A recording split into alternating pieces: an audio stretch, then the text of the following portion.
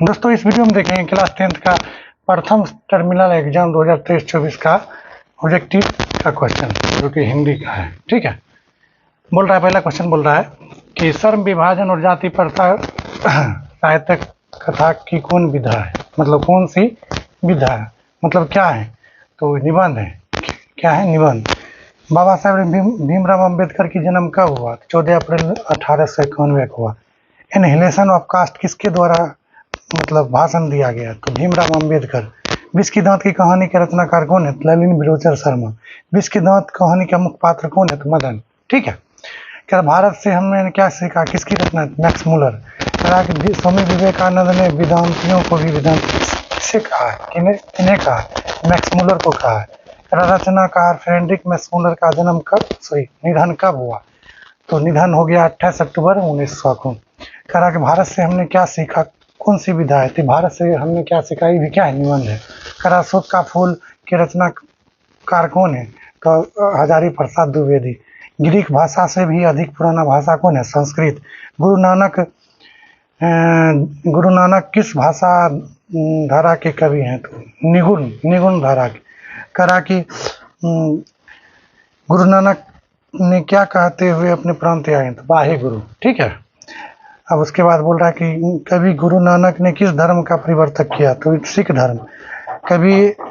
कभी किसके नाम के बिना जीवन व्यर्थ मानते थे? तो राम नाम के बिना। ठीक है, कह रहा कि गुरु नानक की रचना का संग्रह किस नाम से प्रसिद्ध हुआ? तो गुरु ग्रंथ साहिब के नाम से प्रसिद्ध हुआ।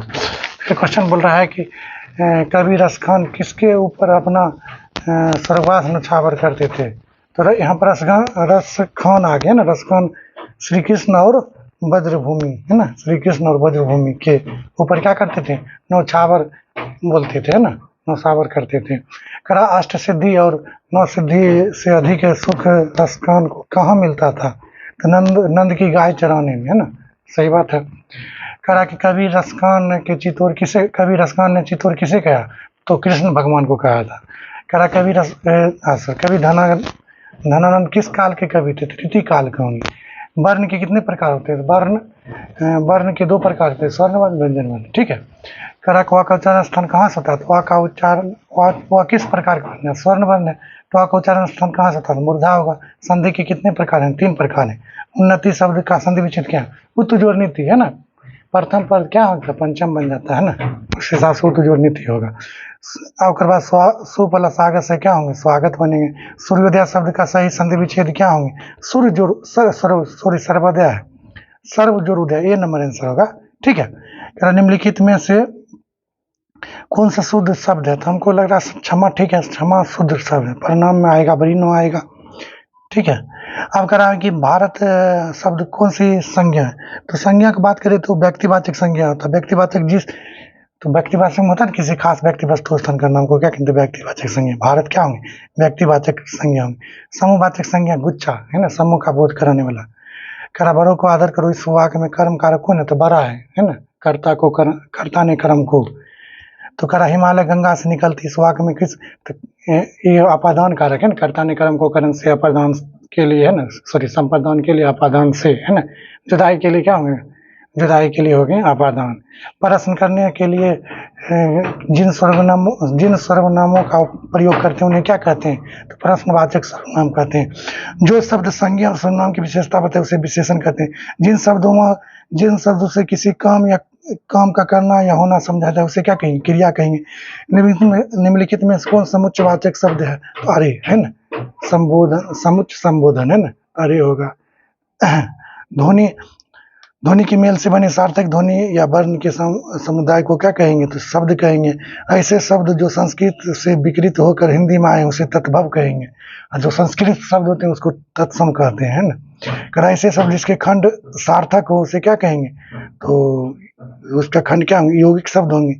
कह रहा है कि निम्नलिखित में कौन सा रूट शब्द है? तो रूट शब्द जिसको खंड नहीं कर सकते, वैसा शब्द जिसको खंड नहीं कर सकते, जैसे लाल हुआ, लाल खंड करोगे तो ला आ गया, इसका मतलब है कुछ नहीं बचेगा।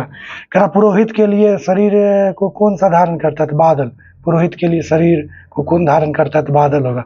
स्वदेशी कविता के आधार पर कवि को भारत में क्या नहीं पड़ती। तो देखो स्वदेशी कविता के आधार पर कवि को जो है भारतीय दिखाई नहीं पड़ती, भारतीय सब क्या होते जा रहे हैं, विदेशी होते जा रहे हैं, है कि नहीं। भारत भाग नाटक के रचनाकार कौन है? तो एक बार इसको क्या कीजिए आप कमेंट कीजिए तो क्वेश्चन को। करा कि स्वदेशी, अच्छा हो गया, हाँ, स्वदेशी कविता में कवि ने डाफली किसे कहा? डाफली, तो डाफली किसे कहा? हमारे हिसाब से जनता होगा इसका आंसर। मैक्स मुलर की दृष्टि से सच्चे भारत को दर्शन कहाँ मिलते थे? गांव में, गांव में। करा लेखक के अनुसार नाखून किस गुण का प्रतीक है? तो पशुता, पशुता है ना, नाखून काट लेते हैं तो पशुता को क्या कर रहे हैं? छुपा रहे हैं, इसका मतलब। करा कि स्वतंत्रता शब्द का पर्यायवाची शब्द क्या होंगे? स्वाधीनता होंगे। भीमराव अंबेडकर ने गरीबी और उत्पीड़न की बड़ी समस्या किसे माने? तो श्रम विभाजन को, है ना, श्रम विभाजन मतलब काम के आधार पर विभाजन करना समाज को, क्या करें, सबसे बड़ी मतलब समस्या बोले है। करा मदन और कासू के झगड़े में कोई किसकी जीत हुई? तो मदन की जीत हुई, पता है ना, मदन की जीत हुई। कासू को मारा था, दो दांत तोड़ दिया था, है कि नहीं, वही वाला कहानी है। करा घनानंद ने किस भाषा में कविता रखी? तो ब्रज भाषा होगा। करा कि प्रेमघन किस युग के कवि थे? भारतेंदु युग के कवि थे। स्वदेशी कविता में किसकी पहचान समाप्त की हो जाती है? तो भारतीयता की, है ना। उल्टी गंगा बहना मुहावरा करते क्या? विपरीत कार्य करना। कलम तोड़ना मतलब की हुआ? बढ़िया लिखना। आम के आम गुठलियों के दाम, इस लोकांकी का सही शब्द क्या होंगे? दोहरा लाभ। कारण कौन सा अग्नि शब्द का पर्यायवाची शब्द है? पावक। अमृत शब्द का विपरार्थक शब्द क्या होंगे? अमृत का विपरार्थक होंगे विष्ट। करा पथ का प्रदर्शन करने वाला कौन होंगे? पथ को प्रदर्शन करने वाला पथ प्रदर्शक होंगे। सही लिखा है। करा जिसके पानी या हाथ में चक्र हो उसको क्या कहेंगे? चक्र पानी। ईट का जवाब डैश देना, ईट का जवाब पत्थर से देना, है ना। तो यहाँ पर होगा ईट के जवाब पत्थर से देना।